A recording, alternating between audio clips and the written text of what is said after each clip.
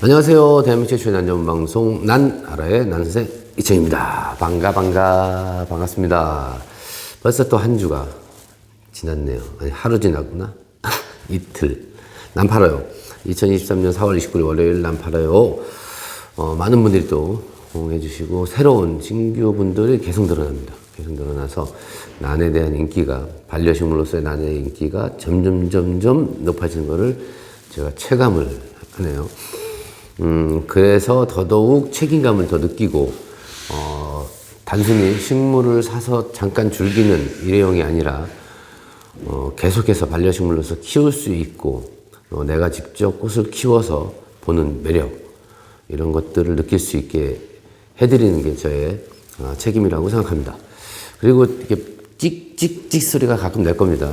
이게 저희가 연휴가 껴갖고, 어린이날, 이렇게 했죠. 그래서 택배를 빨리 보내야 되기 때문에 방송 도중에도 지금 택배 찍찍하는 직원분들 택배 하는 소리니까 그냥 그죠?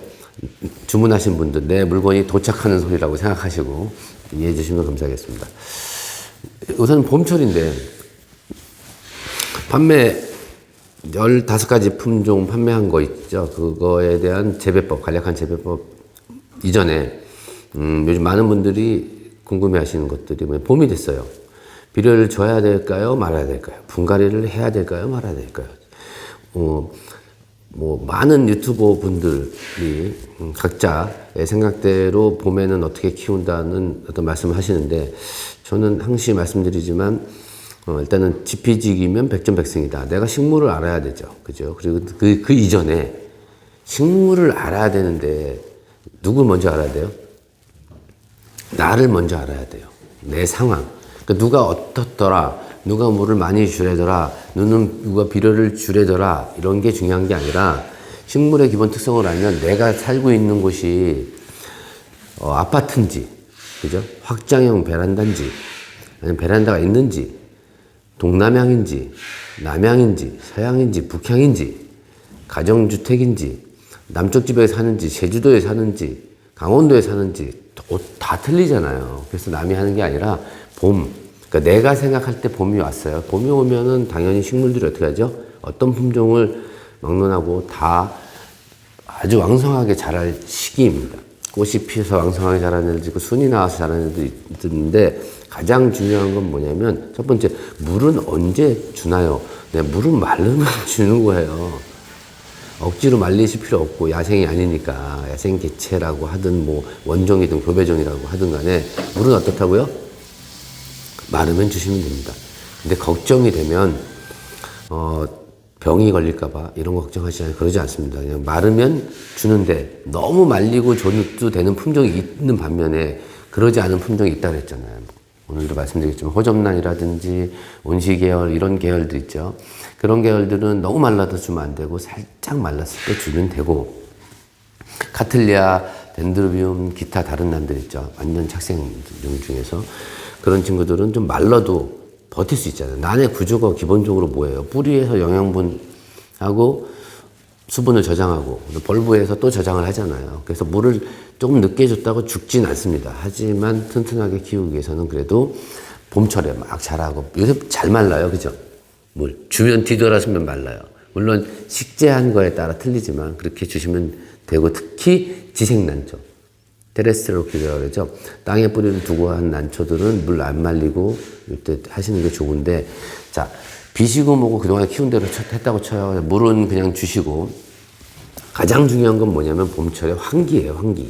특히 베란다에서 키우시는 분들, 그 다음에 야외나 바깥쪽에서 온실하시는 키우는 분들, 거실은 그나마 좀 납니다. 거실은 넓잖아요. 그리고 사람이 살면서 사실 들락달락하고 문을 열고 닫고 해서 갑자기 온도가 올라가고 떨어지는 거 없습니다. 햇빛이 직접적으로 들어와 봐야 앞쪽으로, 베란다 앞쪽으로 반그늘 정도에서 비쳐서 들어오기 때문에 급격한 환경 변화가 안 생기는데, 베란다라 이런 데서는 환기를 되게 조심하시면 됩니다. 왜?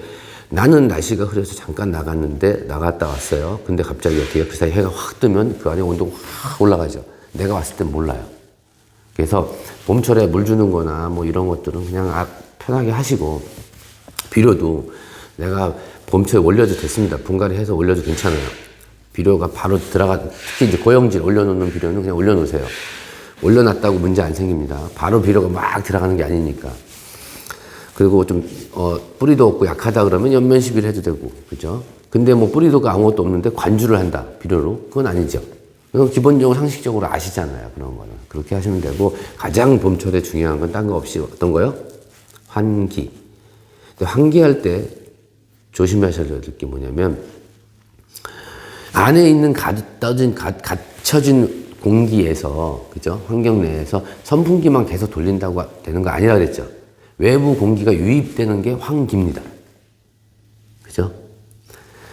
공기를 순환시키는 거하고 외부의 공기가 들어오는 거하고는 차이가 커요. 그래서 아침, 저녁이든 이럴 때 환기를 시켜서 충분히 외부 공기가 들어와서, 그죠? 맑고 좋은 공기가 들어와서 식물이 광합성을 하고 활동할 수 있게 해주시는 게 가장 중요합니다. 그리고 여름철에는 대부분 비 올 때 빼놓고 다 열어놓잖아요. 더우니까. 아니면 에어컨을 켜놓으니까 문제 안 생기는데, 봄철에는 갑작스러운 온도 변화가 심하게 생길 수 있기 때문에 환기인데, 내가 어디 간다.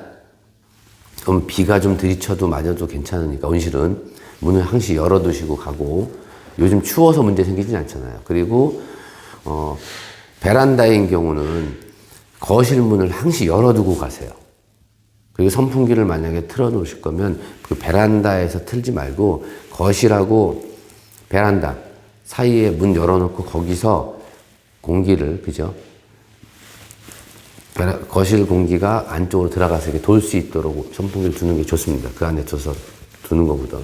막혀있는 공간에서 팬을 돌리는 거 있잖아요. 선풍기 막 돌린다 해서 막 바람 부니까 시원하다. 아니죠. 뭐, 얘가 될 수 있을지 모르지만, 찜질방이나 이런 목욕탕에 꽉 막힌, 그죠? 그런데 사우나실에서 선풍기 막 돌린다고 조금 도움이 되지만 그러지 않죠. 바깥에 문을 살짝 딱 열었을 때 어떠죠? 시원한 공기가 확 들어서 와 이러잖아요. 그죠? 환기가 봄철에 가장 중요하다. 그런 말씀 드립니다. 자, 이제 본론으로 들어가서 첫 번째.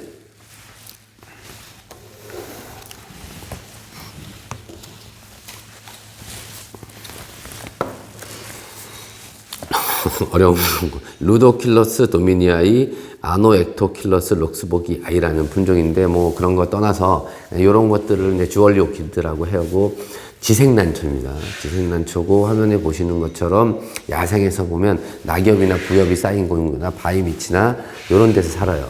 그럼 빛이 세면 안 되겠죠. 방그늘 정도가 좋죠. 당연히 그런 데서 사니까 나무 밑에 위쪽이 아니라 아래쪽이잖아요. 그죠? 그리고 부엽이 쌓이고 낙엽이 쌓였으니까. 그러면 빛이 그렇게 세일 필요 없다라는 거. 그죠? 그 다음에 두 번째는 온도죠. 보통 동남아시아 쪽에서 주로 자생하고 있고 하기 때문에 추위에는 약합니다. 그래서 겨울철에는 따뜻하게, 여름철에는 시원하게 알려주시는 게 좋고, 댓글에 보니까 해마리아가 난인지 몰랐었습니다 하잖아요. 저희도 해마리아를 어마어마하게 키웠어요. 지금도 해마리아가 많이 하는데 대부분이 이제 그걸 어떻게 키우죠? 흙에다 키우잖아요. 근데 이런 점토라든지 통기가 안 되는 흙은 안 되죠. 당연히 어떤 식물도. 그래서 통기가 잘 되는 식재를 쓰면 됩니다. 부엽토라든지. 근데 조심하셔야 될 게 뭐냐면 인공 배양토 있잖아요. 질석, 펄라이트, 피트머스만 단용으로 쓰면 물이 말랐을 때 아차하고 완전 바싹 말라서 죽는 경우가 생길 수 있기 때문에 일반 흙 있죠. 일반 흙하고 배합을 해서 좀 천연 상토를 만들어서 쓰시는 것을 제가 보내드리고, 그건 이제 많이 컸을 때. 근데 일반적으로 재배할 때는 저희가 이거 수태로 말아서 보내드렸잖아요. 여기서 계속 키우셔도 됩니다. 2년이고 3년이고. 여기서 새순이 이런 데서 막 나와요. 이렇게 마디마다 나오고 이렇게 쭉 나오죠. 나오면서 이렇게 번지죠. 번지고 거기서 또 자라고. 그래도 괜찮아요. 요 정도는 물 관리할 수 있으니까. 아주 더 크기 전에는 저희가 보내드린 이 수태대로 키우시면 되고, 너무 말리지 않고 호접란 정도처럼 만졌는데 약간 꼬독꼬독하다 그러면 물 다시 주는 게 좋고, 제가 판매할 때도 말씀드렸지만 얘네들은 초창기 수입 들었을 때 잘 죽어요. 근데 사실 굉장히 강한 품종인데 왜 죽냐고 보니까 얘네들이 물러요, 잘. 그러니까 그 패킹해갖고 박스에 들어오면 그때 빼놓고 지금은 이제 키우기 되게 쉬우니까, 그죠? 어느 정도 순화되고, 적응해서, 했던 품종이기 때문에 그런 거 걱정 안 하시고 그냥 키우시면 되고요. 그 다음에 이제 얘네들은 인맥이 다시 말씀드리지만, 이렇게 인맥 있죠, 인맥. 인맥을 우리가 보통 관다발이라고 하죠. 그 관다발이 뭐예요? 인맥하고 관다발이 하는 역할이 수분하고 양분을 이렇게 연결하는 이게 통로예요, 도로. 이게 통로. 그죠? 여기서 쭉 양분이 오면 이렇게 수분하고 양분이 가서 빛을 만나서, 그죠? 공기하고 만나서 이제 광합성을 하는 그런 스타일인데, 얘네들은 참 독특한 게 이게 약간 전기 흐르는, 그때 이제 표현을 못 하는데 막상 그런 거죠. 전기가 찌릿 흐르는 그런 느낌이에요. 어떻게 이렇게 이쁘게 인맥을 발달시켰을까요? 그죠? 그러니까 사랑을 받겠죠. 일종의 어떻게 보면은 꽃보다 잎이 더 좋으니까 난이긴 하는데 약간 관상용 관엽 같은 거죠. 그렇죠? 그렇게 생각하시면 됩니다. 그래서 받으신 분은 잘 키우셔갖고 이렇게 수북하게 키워서 그때 말씀드린 것처럼 이렇게 그런 그 낮은 화분에 조경하고 같이 돌하고 같이 해서 이렇게 꾸며도 되고, 그 다음에 그 테라리움이나 비바리움, 오키다리움 쪽에 넣어서 키워도 충분합니다. 빛이 좀 많으면 많은 대로 적응을 하고 적으면 적은 대로 잘 적응하는 그런 품종이니까요. 단 빛이 조금 더 방금보다 조금 셌을 때 새순 올라오잖아요. 새순 올라올 때 그 잎이 묵은 잎보다 굉장히 예뻐요. 막 그 빛을 비춰보면 뭐라 그래야 돼? 막 잎이 살아 움직이는 것 같아요. 이렇게 막 이렇게 가요. 우리 뭐죠 그거? 그 뭐라 그래야 돼? 전기 딱 하면 이렇게 광섬유처럼 찌직찌직 하는 거, 그런 느낌으로 해서 굉장히 독특하고 아름다운 품종이기 때문에 잘 키우셔서 예쁜 꽃도 보고 아주 잎도 관상하시기 바랍니다. 그 다음에 막실라리아 베리어빌리스하고 베리어빌리스 어딨니? 안 보이네요. 하여튼 죄송합니다. 막실라리아 베리어빌리스하고 덴사인데 둘 다 같습니다. 재배법은 똑같아요. 남미 쪽에서 자생하죠. 그리고 온도는 얘네들이 막실라리아 있죠. 막실라리아 중에 테누이포리아. 걔네들이 약간 더 고산지대 쪽에 있어서 걔네들은 추위에 좀 강한 편이에요. 영도에도 하고. 근데 이거는 키워보니까 둘 다 그러진 않고 한 5도에서 7도까지는 견딥니다. 그러니까 베란다에서 아주 춥기 전까지는 잘 견디는 품종이고, 햇빛은 두 개 다, 막실라리아는 잎이 얇죠. 테누이포리아는. 우리 휴양난이, 코코아난 이런 얇잖아요. 얘네들은 둘 다 조금 넓죠. 넓기 때문에 빛은 조금 더 반그늘하고 반양지 사이. 빛은 너무 세면 안 되고 그렇게 해서 키우시면 되고, 개화는 굳이 저온까지를 막실라리아 테누이포리아처럼 아주 저온 10도 이상 차이 나야지 꽃 피는 건 아니고, 그냥 기본적인 환경에서 밤낮 온도 차이가 조금 나면 꽃이 피는 품종이고, 그리고 두 개 다 심은 대로 바리아빌리스는 저희가 화분 보낸 거 있죠. 거기서 계속 키우셔도 돼요. 내년 2월까지 키우시고, 두 개 다 다크보다는 이런 건 수태가 유리합니다. 수태도 저희도 심어놨고, 그 다음에 요 덴사는 또 조금 더 큰 품종이잖아요. 그죠? 덴사 같은 경우는 이렇게 하면 잘 쓰러지고 하니까 요거보다 조금 더 큰 거. 1cm 정도나 2cm 더 큰 걸로 해서 옆으로 번지지 않고 위로 자라니까 그렇게 해서 잘 쓰러지기 때문에 무거운 분이죠. 그러니까 토분으로 심으시는 게 좋습니다. 옮기시는 거는요. 이렇게 키우시면 되고. 엔시클리아 프라그란스는 이제 꽃대가 올라오긴 해요. 올라오는데 저희가 이렇게 보내잖아요. 그래서 제가 빼보면 꽃이 필 때까지는 그냥 물 충분히 주시면 되고, 여기 꿀 같은 게 이렇게 맺혀요. 근데 꿀이 맺히는 이유가 두 가지가 있죠. 꽃이 필 때쯤 되면 난 꽃엔 꿀이 없는데 이런 데에서 이렇게 꿀이 나오긴 해요. 조금씩 나오면 괜찮습니다. 근데 꿀이 생기면 곰팡이가 쓸 수도 있고, 그죠? 그 다음에 진딧물이나 벌레가 끼겠죠. 그 꿀을 먹으려고. 그럼 또 개미가 따라올 수도 있어요. 만약 있다면. 그래서 가끔씩 알코올 정도나 뿌려주든가 아니면 이렇게 보시고 관찰해 보시고 벌레가 있는지 체크해 주시는 게 좋습니다. 그러면 벌레가 있으면 알코올 정도 한두 번 뿌려주시는 게 좋고, 그죠? 그리고 나머지는 이렇게 면봉으로 알코올 손 묻혀갖고 이렇게 살살살 닦아주시는 것도 괜찮아요. 만약 벌레가 생겼다 그러면. 그리고 뿌리는 이렇게 보시는 것처럼 이게 좀 되게 좀 이렇게 헐렁하게 좀 심어져 있어요. 그래서 근데 아래쪽은 좀 괜찮고 저희가 풀을 제대로 못 잡아갖고 이렇게 보시면 남뿌리가 있고 이렇게 풀뿌리가 있어요. 이렇게. 그죠? 요거는 그냥 놔둬도 되고요. 제거해 주시면 더 좋고 그래서 위쪽을 이렇게 제거를 하고 풀 있는 데를 이끼가 파라에서 이쁘긴 한데 통기 확보에 문제가 생길 수 있으니 이렇게 해서 이렇게 뽑아서 숯에 조금 더 감싸고 해서 이게 좀 조금 이렇게 너무 헐렁하죠. 심을 때 이때 왜 이렇게 헐렁하게 심었지? 그래서 조금 더 단단하게 눌러서 이렇게 자라잖아요. 이렇게 자라자 뒤쪽으로 자라니까 이쪽에다 뒤쪽만 수태해서 요거보다 조금 더 큰 분으로 심어주시면 좋고 이왕이면 이것도 토분이나 슬립분, 그러니까 통기가 잘 되는 화분에서 키우시면 어렵지 않습니다. 굉장히 쉬운 품종이에요. 아주. 그리고 빛은 방그늘에서 반향지라고 말씀드렸고 추위는 그렇게 센 편 아닙니다. 그래서 이것도 7, 8도, 최소 7, 8도 이상은 유지해 주셔도 됩니다. 그 다음에 호접난 소고 시도. 소고 시도를 구매하시는 분들은 받으셨을 때 빛이 빨갰잖아요. 그죠? 빛이 세서 그랬으니까 반그늘 쪽으로 옮겨주시면 전혀 문제 없고, 그냥 저 같은 경우는 잘 모르신다. 구입하셨고, 이대로 그냥 키우세요. 그리고 이대로 키우면 눈으로 보이잖아요. 지금 파랗죠. 뿌리가 이렇게 파래요. 파라면 어떻게 돼요? 물이 있는 거잖아요. 근데 딱 봤는데 파랗지 않고 여기가 허옇게 돼서 그럼 물이 없잖아요. 그리고 들어보면 물기가 없죠. 근데 지금 보면 파랗긴 한데 이 정도 파랗긴 한데 보니까 약간 꼬독꼬독해지려고 해요. 근데 저는 이 정도면 허접나 같은 경우는 그냥 물 줍니다. 그냥 물 줘요.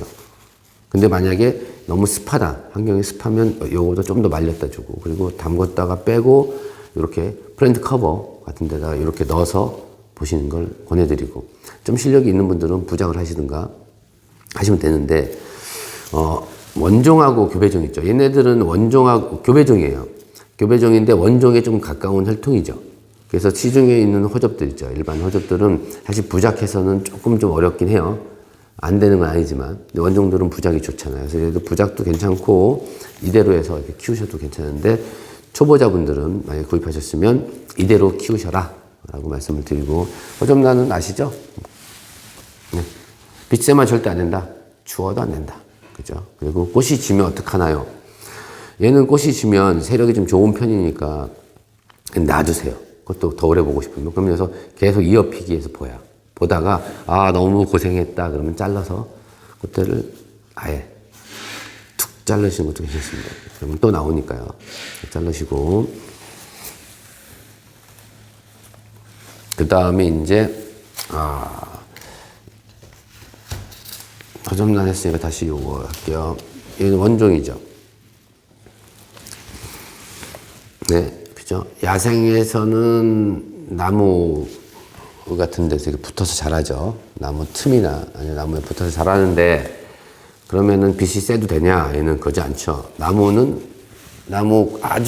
꼭대기 위축 빼놓고는 나무는 항상 그늘이 져 있잖아요. 그래서 반그늘일 거고 추위는 어떻다고요? 동남아 쪽에 있으니까 추위는 똑같습니다. 원종이나 교배친이나 혈통마다 좀 틀리긴 하지만 원종이기 때문에 추위는 허접란은 일단 추우면 안 돼요. 그죠? 최소 절대 12도 이상은 어쩔 수 없이 베란다에 10도 그러지만 계속 그러면 뻘개져 갖고 말라 들어가기 때문에 최소 12도 이상은 유지해 주시고 실내에서도 충분히 키울 수 있습니다. 받으신 분들은 실력 있는 분들은 바로 부작하시고 그냥 여기서 이대로 저희가 분갈이 해놨죠. 슬립본으로 해서 스테로 키웠으니까 이대로 키우시는 걸 추천해 드립니다. 그리고 다음에 제가 다시 한번 다루려고 하긴 하는데 하여튼 제가 꽃대에 대한 부분은 다음 영상에서 좀 한번 다뤄보려고요. 꽃대를 어떻게 잘라갖고 유용하게 쓰는 방법들이 또 있잖아요. 번식하는 방법도 있고 여러 가지 있으니까 그거는 나중에 한번 다뤄보도록 하고 이것도 굉장히 산들한다고 이쁘죠. 역시 원종으로 가면 그러니까 사람이 더 예쁜 꽃을 만들기 위해서 크로싱해서 육종을 하긴 하는데 역시 자연 그대로의 멋 있잖아요. 야생개체. 이건 물론 그 중에서 또 야생 원종끼리 크러싱한 품종이긴 하나. 그래서 그런 야생미가 있는 품종이기 때문에 향은 아주 약하지만 꽃 자체적으로 굉장히 매력이 있습니다. 네. 그리고 좀 더 실력이 있는 건 부작 추천해드려요. 부작 너무 이뻐요. 부작했을 때 싹 늘어지는 점 때문에. 그다음에 파피오페드룸 핑크스카이. 핑크스카이는 잠시만요. 저 핑크스카이 옆에 있는데 준비를 안 했는데 바로 갖고 오겠습니다. 핑크스카이.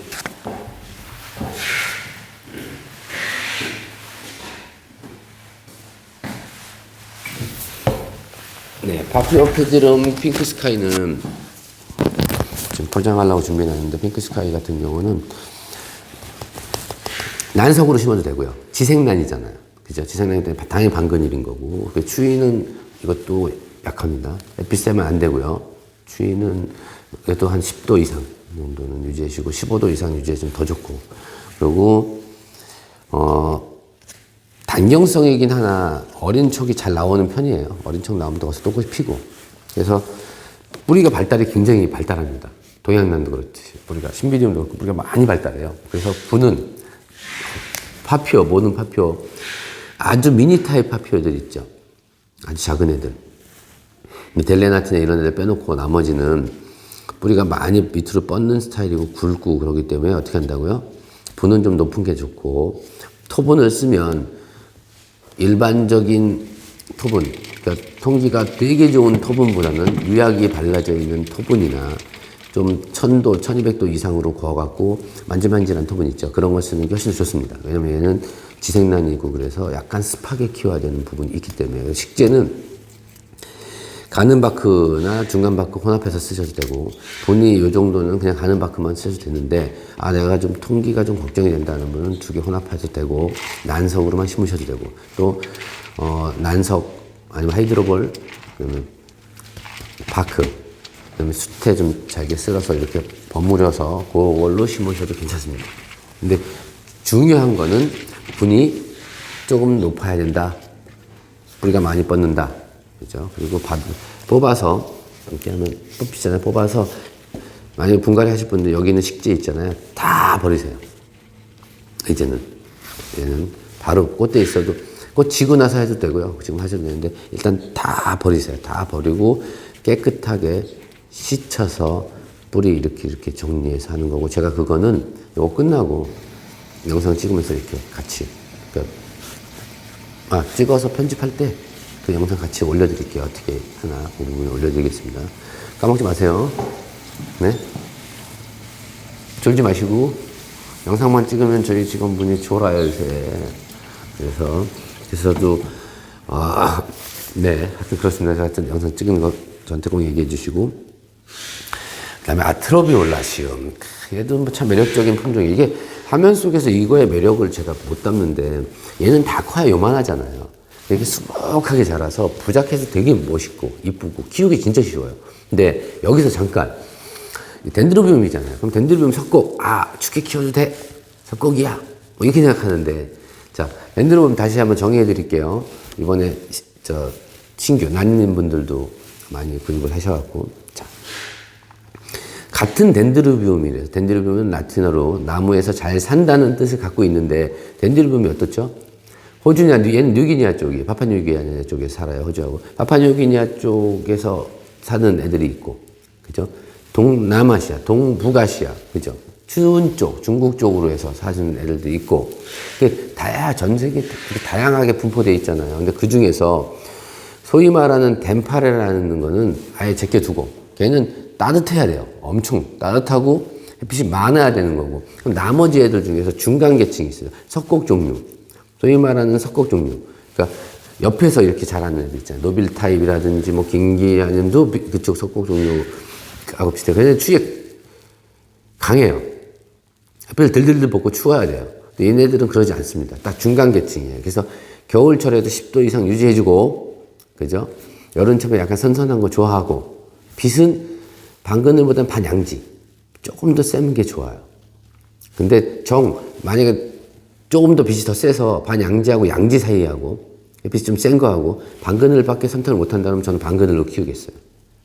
근데 빛이 따뜻하게 이렇게 좀 세게 들어오지만 직사광선은 피한 그런데 감 오시죠?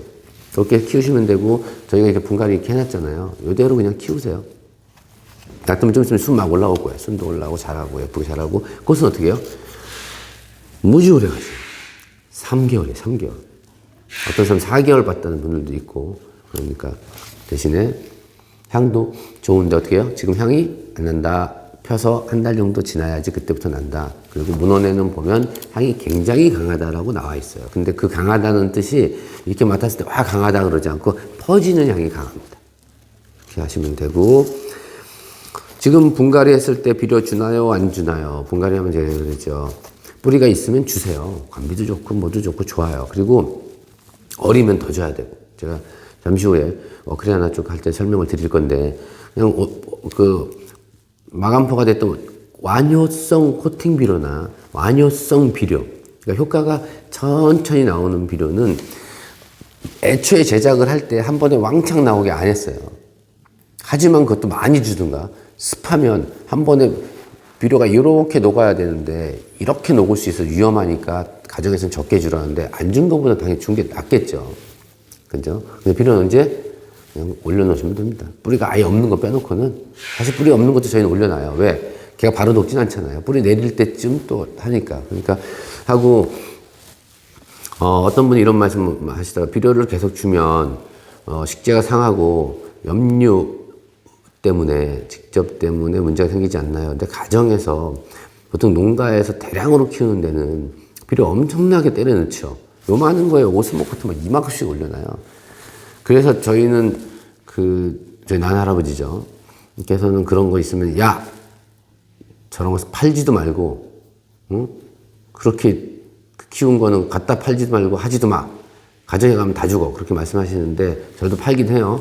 왜냐면 재배가 틀리죠. 많이 준 거는 딱 나가서 선보이고 선물용이나 이렇게 시장에서 팔리는 쪽인 거고 가정용에는 대신 저희도 비료를 많이 안 주죠. 다 이후에 문제가 생기니까. 근데 저희나 보통 가정에서 주실 때 오스모코트 해봐야 몇 알 주세요. 여기에다 50알 주세요? 100알 주세요? 보통 서너 알 주잖아요. 그러니까 서너 알 정도는 올려놓으면 그냥 무난하게 간다. 그리고 또 나는 우리 집이 시골인데 날비도 맞추고 지하수 팠는데 지하수에 양분이 되게 많아서 물을 주다 보니 아니면 나는 천연비료를 만들어서 물에 타서 계속 그 있잖아요. 녹차가 됐든 미원이 됐든 이런 것들 쓰니까 문제 없다면 비료 안 주셔도 돼요. 근데 우리 집은 계속 키우는데 애들이 빛도 약하고 좀 힘들다. 특히 LED로 키우시든가 빛이 좀 약한 환경이 열악한 데서 키우는 거는 비료를 더 주는 게 훨씬 더 효과가 있습니다. 왜? 기본적으로 광합성에서 충분히 좋은 물 먹고 커야 되는데 못하니까 그걸 보충해 주는 거잖아요. 그죠? 그래서 비료는 적당한 비료는 써도 된다. 너무 안 쓴다고 생각해요. 그리고 염료, 신경도 쓰지 마세요. 이 수태가 바크보다는 용탈이 적어서 질소가 좀 쌓이긴 하나 가정에서 주는 비료 정도 조금 주는 것 같고 질소가 여기 이렇게 농축돼서 그 EC가 높아지잖아요. 같은 그런 게 있습니다. 그래서 pH가 높아지고 산성화되고 pH가 낮아지면서 그 역삼투압이 걸리고 이러진 않아요. 그런 건 딱 보면 알아요. 이상하네. 식재가 빨리 상하네. 허옇게 뭐가 끼니? 그러면 이제 비가 끼가 많은 거죠. 하지만 가정은 걱정 안 하셔도 됩니다. 아시겠죠? 그 다음에 뷰티풀 선데이 모닝스타 하고 모닝스타는 이거 제가 이번에 이거하고 카틀리아드 모종 팔 때 정말 죄송한 게 저보고 이런 댓글이 올라오기도 하고 연락도 와요. 아니 몇 개 있지도 않은 거 자랑한다고 파냐 이러는데 이게 수량이 제가 있으면 돈도 벌어야 되고 장사하는 사람 왜 안 팔겠어요? 약 올리겠어요? 그런 거 아니잖아요. 없어서 그런 건 없어서. 원종들은 할 때 다른 분들은 어떨지 모르겠지만 이렇게 많이씩 못해요. 다양한 걸 하기 때문에 많이 받지도 못하고 해봐야 많이 했을 때가 100개, 50개 하고 그것도 한 번에 100개 들어오면 좀 처진 거 좀 큰 이렇게 있잖아요. 그래서 또 처진 건 또 키워서 해야 되고 병든 것도 있고 하기 때문에 판매할 때 수량이 그렇지 못하다는 거 말씀드리고 두 개 다 분갈이 바로 하셔도 됩니다. 그죠? 여기서 키우셔도 돼요. 애게 요만한 화분에 절대 나는 분이 클 필요 없다 그랬죠. 분 욕심 부리다가 다 죽이는 거예요. 화분이 크면 100회 무익합니다. 클 필요 없어요. 분이 작아야 됩니다. 분재 같은 경우는 억지로 작게 했으니까 물을 계속 주잖아요. 잠깐 하루나 이틀 앉아도 죽고 그러잖아요. 근데 나는 어때요? 여기도 저장이 있고 여기도 저장하기 때문에 전혀 걱정하기 때문에 분이 커서 항시 속을 세게 해요.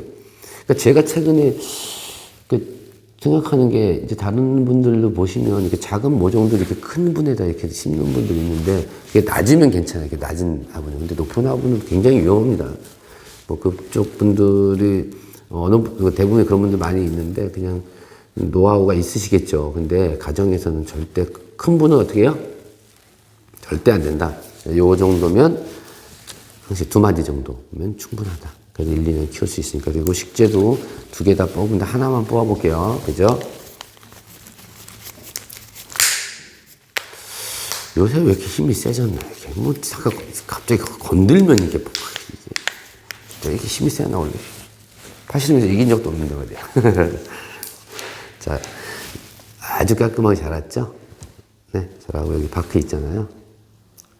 그래서 토분은 만약에 요 정도 높이 있죠. 이렇게 낮은 토분, 막분 같은 심으실 거면 바크 없애도 괜찮아요. 그냥 그대로 이렇게 해서 덧대서 심으시고 스텐 그대로 쓰셔도 됩니다. 그리고 분이 나는 너무 이뻐서 조금 더 높으면 안 돼요. 그런 분들은 밑에다 바크를 좀 까시고 구멍을 좀 뚫어주시면 통기성 확보하고 스테로 심으시면 됩니다. 어렵지 않죠? 그리고 여기 뭐 알갱이도 이렇게 많이 있는 거 매번 말씀드렸는데 이거 오스모코트 작년에 줬던 것들이 듣던 거예요. 다 터지죠? 비료기 없으니까 다시 매달 올려주시면 됩니다. 이 정도 기준에서 오스모코트는 만약 올리면 매달? 보통 농가에서 15에서 25알. 저 밑에 지방 물 좋고 막 그런 데서는 상업적으로 키우는 데는 30알, 40알도 올려놔요. 절대 그거 따라보고, 와, 이렇게 많이 주니까 잘 크나 봐. 우리 많이 줘도 되네? 아니 되옵니다. 그죠? 많이 줘봐야 전 5알에서 10알 정도. 마감포 K만 넣겠다. 그런 분들은 매달 3알에서 4알 정도면 충분합니다. 아시겠죠? 마감포 K는 보통 1년짜리인데 조심하셔야 되는 게 소립, 중립, 대립 있는데 소립은 빨리 녹아요. 금방. 중립은 3, 4개월 정도고 대립 쓰셔야 돼요. 나는 무조건 어떻게 해요? 대립. 근데 저희는 모종 때 어쩌다가 소립을 빨리 넣기 위해서 소립을 쓰긴 하는데 대립 쓰세요. 그리고 오스모코트 종류들이죠. 완효성 코팅 비료. 코팅을 해서 비료가 천천히 나오는 애는 3, 4개월 있고 5, 6개월 있고 1년짜리가 있어요. 잘 보시고 몇 개월짜리인지 보시고 주시는 거고 개월수가 짧으면 더 조금 줘야 되고 개월수가 많으면 더 늘어나는데 그렇게 헷갈리시면 5알, 10알 정도 올려놓으시면 됩니다. 언제? 바로 올려놓으시면 됩니다. 분갈이했다가 비료 주지 말래요. 아닙니다. 주셔도 됩니다. 바로 먹는 거 아니라 그랬죠. 그리고 다시 말씀드리는데 식물을 키워서 어느 정도 자기가 수준이 되면 사람이 이런 게 있잖아요. 귀를 열어서 다른 사람의 말을 경청하고 그분을 이해하는 건 좋은데 잘못하면 팔랑귀가 돼버려요. 누가 이랬더니 이게 좋아. 누가 저거 했더니 저게 좋아. 정답이 없어요. 본인만의 스타일을 만들어가는 게 좋습니다. 나는 내 성격에 요렇게 키우니 좋대더라 하고 만약에 다른 방법을 해보고 싶으면 한두 개만 해보는데 대부분은 내가 이렇게 키우는데 뭐래서 분망을 키우든 막 키우고 거리를 키우는데 화분을 바꿨어. 이게 더 잘 크다라는 거는 뭐냐면 대부분은 그런 경우는 없어요.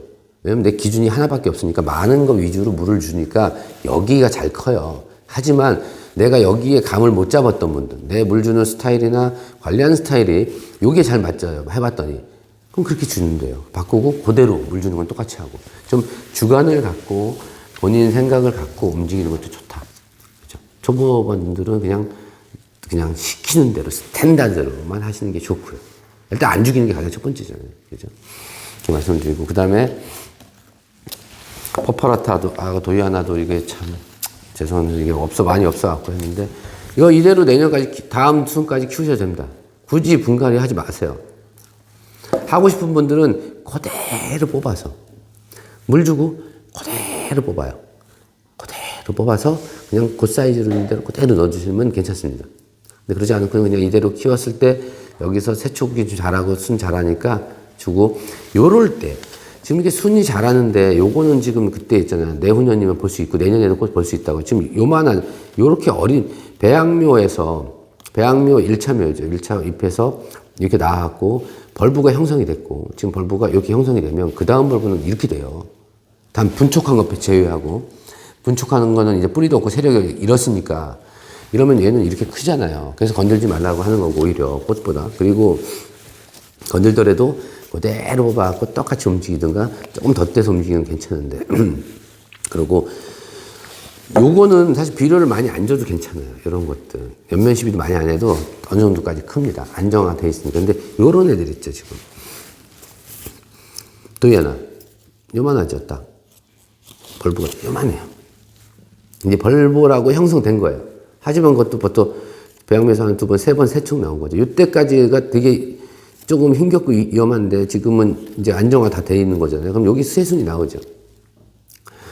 간혹 보면 새순이 나올 때는 비료 절대 주지 마세요라는 분들도 있는데 어떤 뜻에서 그런 말씀 하셨는지 모르지만 그런 품종이 좀 있죠. 어린 순이 나올 때 꽃을 주면 안 되는 게 뭐 새우라는 계통도 좀 그렇고 일부 카자흐스텀이나 뭐 이런 계통도 그런 경우가 있어요. 여기까지 올려주지 말라고. 근데 그게 제가 말씀드렸잖아요. 걔네들이 봄철에 올려줄까? 그러면 이미 올라 그 크기 5cm부터 더 커 있으니까 필요가 없어. 근데 이런 애들은 제가 될 수 있으면 비료는 많이 안 주는 게 좋다 그러는데 이런 것들은 키울 때 너무 오래 걸리잖아요. 그래서 이럴 때 관주나 연면십이 1000배 정도 해서 일주일에 한 번 정도 주면 연못스모코트나 마감포 주는 것도 괜찮은데 그건 줬다고 바로 해소가 되는 게 아니니까 관비를 일주일에 한 번 정도 주든가 그때는 이제 20, 20, 20, 10, 30, 20 정도 주시면 돼요. 내가 빛이 잘 든다. 환경이 좋다. 그러면은 20, 20, 20 주셔도 됩니다. 질소가 높은 거 주셔도 되는데 우리는 빛이 조금 부족해. 그런 분들은 빛이 부족하기 때문에 안 그래도 도장기가 생기고 늘어지고 커요. 이렇게 삐리리리 크면 거기다가 질소 주면 어떻게 돼요? 더 이렇게 처지잖아요. 그러면 그러니까 10, 30, 20이나 10, 30, 20, 30에 인산이 좀 높은 거를 줘도 괜찮다는 거예요. 그 답을 갖고 있으면 안 돼요. 어떤 분들이 누가 그러는데 난 선생님이 그러는데 20, 20 줘도 된대. 네, 맞아요. 제가 줘도 된다 그랬잖아요. 그게 내 빛이 세면 단단하게 크니까 질소질 비료가 좀 들어가도 괜찮고, 그죠? 그러지 않고 빛이 없으면 어떻게 단단하게 키워야 돼? 억지를 해야 되잖아요. 그래서 인산질을 더 줘야죠. 비료를 굳이 쓴다면. 그리고 어린 묘 같은 경우는 좀 더 키우는 거예요. 다 큰 성묘는 더 이상 쓰면 안 돼. 비료 많이 안 쓰고 진짜 최소한의 비료를 주는 게 그 크기를 유지해주고 하니까 좋은데 어린애들은 빨리 키우는 게 좋죠. 그죠? 그리고 두 친구 다 또 원종이고 키우는 건 똑같아요. 12도 이상 유지해 주시는 게 좋고 빛은 꾸준한 빛이 좋다. 그리고 LED 키시는 분들 24시간 켜줘도 될까요? 밤이 어두워졌는데 켜줘도 네 괜찮습니다. 왜? 꽃필 때가 아니기 때문에 그죠? 근데 24시간보다는 앞뒤 전후로 해가 떨어지고 나서 한두 시간 정도만 더 켜주는 거를 권장해 드리고 그렇죠? 그렇습니다. 그래서 키우시면 되고 잘 키우셔서 저하고 같이 꽃 보시기 바랍니다. 저도 이거 팔고 나서 없어서 아차 싶어갖고 작은 거 하나 있는 거 저도 키우고 있거든요. 지금 예전에 빼놨는지 참 기억이 안 나요. 이 품종은 저도 안 빼놨던 것 같아요. 근데 이쁘잖아요. 진짜 이뻐서 이렇게 껴놓고 저도 꽃 볼 거니까 같이 잘 키우셔갖고 꽃 보시는 거 하고 이런 말씀 하시죠. 분 빼는 거 있잖아요. 이런 애들은 이렇게 누르면 뿌리가 달라붙어 있잖아요. 그래서 대신 말랐을 때 말고 물을 적셔서 그죠? 물을 살짝 적셨다가 전체적으로 스며든 다음에 너무 물 많이 주면 위에서 살짝만 좀 쭉 적셔줘요. 10분, 15분 있으면. 그런 다음에 이렇게 누르면 뿌리가 떨어집니다. 이렇게. 그러니까 뿌리 상처 안 받죠. 그래서 빼는 거고. 토분 같은 경우는 이걸 빼면 여기 말랐을 때 빼면 여기 다 붙어 있어요. 막 따닥따닥 붙어 있어. 이게 토분에 그 작은 구멍들 있잖아요. 보이지 않는 섬세한 것들을 같이 이렇게 물 주면서 이렇게 딱 달라붙어 안 떨어지거든요. 그래서 그런 것들은 어떻게 하면 좋냐면 물을 충분히 더 줘요. 충분히 주고 놔뒀다가 여기를 잡으면 이렇게 있죠. 이 부분, 뒷부분 네, 망 있잖아요. 여기를 자꾸 올려요, 이렇게. 이렇게 올라오면 올라와요. 근데 그래도 안 올라오면 이렇게 누른다고 될까요? 아니잖아요. 요 틈새 사이에다가 핀셋으로 이렇게 살짝, 여기 뭐 쥐 따라 있나? 아, 제가 이걸로 한번 해볼까요? 예를 들어서 이렇게 있잖아요. 이렇게 있으면, 이런 걸로 최대한 바깥쪽에 대고, 근데 자꾸 이렇게 쿡쿡쿡 하면 뿌리 상처 입을 수 있으니까. 물론, 뿌리가 많은 애들은 괜찮은데, 어린 애들은 대신 뿌리 살리는 게 좋잖아요. 그래서 이렇게 물 충분히 준 다음에 이렇게 집어넣고, 그리고 이렇게 하고, 살짝 들고, 또 여기 들고, 이렇게 하고, 그 다음에 쑥 누르면 쭉 올라와요. 그리고 그대로 빼서 저희가 수태 괜찮은 거 썼고 수태 안 털어도 되니까 그냥 그대로 심으셔도 되고, 좀 고수님들은 알아서 본인들이 당신들이 쓰는 전용 수태가 있을 거예요. 좀 큰 거 그거는 그냥 쓰셔도 됩니다. 그걸로 가셔도 돼요. 근데 그 전문가분들은 저보다 잘 키우니까 실력들, 대한민국에 숨은 고수 많아요. 제가 방송하는 거는 제가 잘나서가 아니라 그분들이 방송을 안 하고, 그래서 여건이 안 되니까 그런 거죠. 저보다 훨씬 더 고수님들 많아요, 주변에. 그래서 그런 지인분들이 있으면 더 좋죠. 그런 분들 얘기 들으면 되고, 그분들은 알아서 하시고, 제가 뭐라고 안 할게요. 알아서 잘 키우시고, 정 어려운 거나 문제 생기는 건 제가 하는데. 이렇게 판매를 했었죠. 지난번에 얘기했지만, 여기가 이제 배양묘, 플라스크묘라고, 디플라스크라고 해서, 요 때는 절대 사지 말라 그랬어요. 요것도 위험합니다, 여기까지는. 이런 데서 키우면 여기서 더 안 크고, 그만해지고. 그러니까 근데 요건 이제 그 정도 충분히 됐고, 여기에 밤톨만하게 크고, 거기에 새순이 나왔잖아요. 이렇게 새순이 나왔으니까, 요때, 저는 그래요. 요거 받으신 분 건들지 마세요, 제발. 이대로 키우세요. 건들면 안 돼요, 요때는. 왜? 빨리 잘 키워야 되니까. 순이 올라올 때 한번 멈추면 딱 멈춰요. 그래서 요대로 키우시길 권장해드리고, 자, 이때 요거는 정말 더 잘 키우시고 등치를 키우고 싶은 분들, 여기서 요만한데 더 크게 하는 건 안 좋다 그러지만 조금이라도 꽃을 빨리 보고 건강한 아이로 키우려면 요때는 비료 조절해야 돼요. 자, 이 정도 사이즈는 비료 조절 안 해도 돼요. 이거 구매하신 분들은. 어차피 개화 사이즈예요. 그죠? 그리고 보면 어떤 건 촉이 하나인 거 두 개 있고 막 그런 게 배양묘에서 여러 갈래로 갈라졌기 때문에, 어떤 분은 촉 두 개짜리도 갈 수도 있고 하나짜리도 갈 수 있고 그러지만, 일단 장단점은 있어요. 근데 건들지 마세요, 그것도. 그냥 이거 받으신 분들은 알아서, 이거 사신 분들은 그냥 알아서 키우셔요. 그냥, 알아서라는 게 뭐냐면, 일단 포기 나누는 절대 하지 마세요. 이때는. 좀 더 넉넉하게 이렇게 할 때, 촉이 두 개 나와서 두 개 만들고, 이렇게 절대 하지 마세요. 특히 가정에는 하지 마시고, 그냥 이대로 키우시는 거나, 분만 가는 걸로, 본인 스타일로 분 가는 걸로 추천드리고, 요거는 비료 특별히 그렇게 안 주고, 해도 키워도 상관없는데, 여기서 키워야 되잖아. 요거 노하우는 뭐냐면, 자, 저 같으면, 여러 가지 비료가 있어요. 메네달도 있고 다 있지만, 하이포넥스가 본적으로 알기 때문에 기준을 둔다면, 저는 이러겠습니다. 활력제 있죠. 활력제를 한번 줘요. 관비로 1000배 정도 타서 활력제를 한번 담갔다가 줍니다. 일주일 정도. 일주일에 한 번 주고, 그 다음에 뭘 주냐면 10, 30, 20이나 좀 높은 거 있죠. 인산이 조금 높은 거를 관비로 한번 다시 줍니다. 그 다음 주에. 그리고 나서 다시 그 다음 주에 20, 20을 줍니다. 전 준다면. 그렇게 주는 방법이 있고요. 활력제가 없으면 활력제 안 줘도 돼요. 어차피 뭐 탄력은 받았으니까. 10, 30, 20이나 20, 20이 있다 그러면 이런 방법도 괜찮습니다. 관비는 시간이 오래 걸리죠. 그러니까 뿌리에서 이쪽으로 타고 올라가서 영양분까지 광합성해서 자라는 데까지는 보통 정확하게 말할 수 없지만 2, 3일 후. 그러니까 저희가 보통 관비, 그러니까 물을 주어서 비료를 주면 정확하게 데이터는 없는데 어떻게 하냐면 감으로 알아요. 비료를 줬는데, 아미노산계를 줬는데 잎에 나타나기 시작하네? 라고 느낌이 와요. 그게 저희가 보통 3일에서 일주일 정도 사이에요. 더디죠. 근데 연면 시비는 바로 나옵니다. 딱 뿌리면 바로 나와요. 다음 날이면. 그걸 잘 이용하면 되는 거예요. 자, 뿌리가 없으면 연면 시비 하라 그랬는데 요때는 연면 시비 할 만 하잖아요. 그죠? 좀 더 키우고 싶으니까. 대신 강하면 안 돼요. 1000배면 돼요. 1000배면. 그래서 저 같으면 13, 12에서 인산 높은 애들 있죠. 인산 높은 거를 관비로 줍니다. 관비로. 물을 담궜다 빼서 줘요. 그리고 20 있죠.